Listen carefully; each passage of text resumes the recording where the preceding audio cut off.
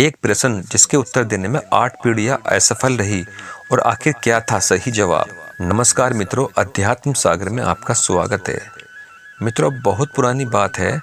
पौराणिक काल में एक विद्वान ऋषि कक्षीवान हुए, जो हर प्रकार के शास्त्र और वेद में निपुण थे।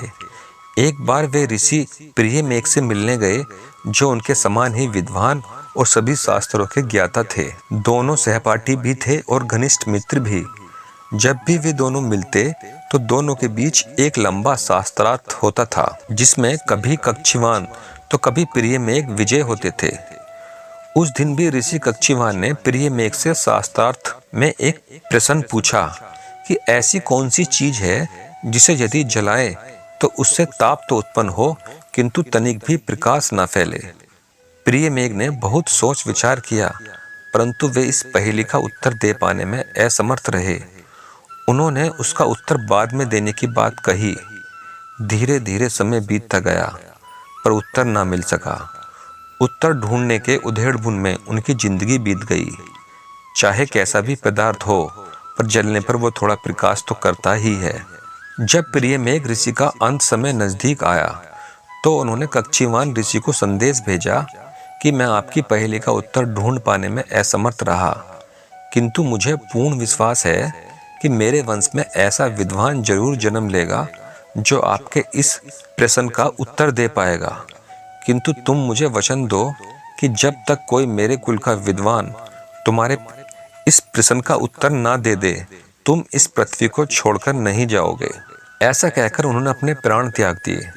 कक्षीवान को उनकी मृत्यु का बड़ा दुख हुआ, किंतु उससे भी अधिक दुख उन्हें इस बात का हुआ कि उनके प्रश्न के कारण प्रिय मेघ ने असंतोष में प्राण त्यागे। प्रिय मेघ की मृत्यु के पश्चात उनके पुत्र ने इस प्रश्न के उत्तर का दायित्व लिया, किंतु वह भी इस प्रश्न का उत्तर ढूंढने में असमर्थ रहा, और एक दिन उसकी भी मृत्यु हो गई। इसी प्रकार एक के बाद एक प्रिय मेघ की 8 पीढ़ियां कक्षीवान के उस प्रश्न के उत्तर को ढूंढने के प्रयास में काल के गाल में समा गई। कक्षीवान अपने पहेली का हल पाने के लिए जिंदा रहने के लिए विवश थे। कक्षीवान को वरदान स्वरूप देवराज इंद्र से एक थैली मिली थी, जो नेवले के चमड़े से बनी थी। उसमें चावल के दाने भरे थे, और उन्हें वरदान था कि जब तक चावल के दाने समाप्त नहीं होंगे, वे जीवित रहेंगे। उनका यह प्रश्न उनके लिए अभिशाप बन चुका था, क्योंकि वह अब अपने शरीर से मुक्त होना चाहते थे। प्रत्येक वर्ष वे उस थैली में से एक दाना निकालकर फेंक देते थे, और अपने प्रश्न के उत्तर के लिए ही जीने के लिए विवश थे। प्रिय मेघ की 9वीं पीढ़ी में शाकमस्व नाम का बालक पैदा हुआ, जो बचपन से ही बहुत विद्वान था। बालपन में ही उसने असंख्य शास्त्रार्थों में भाग लिया और सदैव विजय रहा था। शाकमस्व जब बड़ा हुआ तो उसे एक बात चुभने लगी कि एक पहेली का उत्तर उसकी पूरी 8 पीढ़ियां देने में असमर्थ रही हैं, और ऋषि कक्षीवान अपने प्रश्न का उत्तर पाने के लिए ही जीवित रहने के लिए मजबूर हैं। उसने निश्चय किया कि वह इस प्रश्न का उत्तर ढूंढकर अपने परिवार के कलंक को मिटाएगा और ऋषि कक्षीवान को इस जीवन चक्र से मुक्त करवाएगा। एक दिन वो इस प्रश्न के विषय में सोच रहा था कि उसे सामवेद का एक श्लोक याद आया, और वो भाव विभोर होकर उसे मधुर स्वर में गाने लगा। इसी के साथ ही उसे उस प्रश्न का उत्तर भी मिल गया। वह तुरंत कक्षीवान के आश्रम की ओर भागा और वहां पहुंचकर उन्हें प्रणाम किया। कक्षीवान उसे देखते ही जान गए कि उन्हें आज उनके प्रश्न का उत्तर मिल जाएगा। शाकमस्व ने कहा कि हे गुरुदेव, जो मनुष्य ऋग्वेद की ऋचा के बाद सामवेद का साम का भी गायन करता हो, वो गायन उस अग्नि के समान होता है जिससे ताप भी उत्पन्न होता है और प्रकाश भी।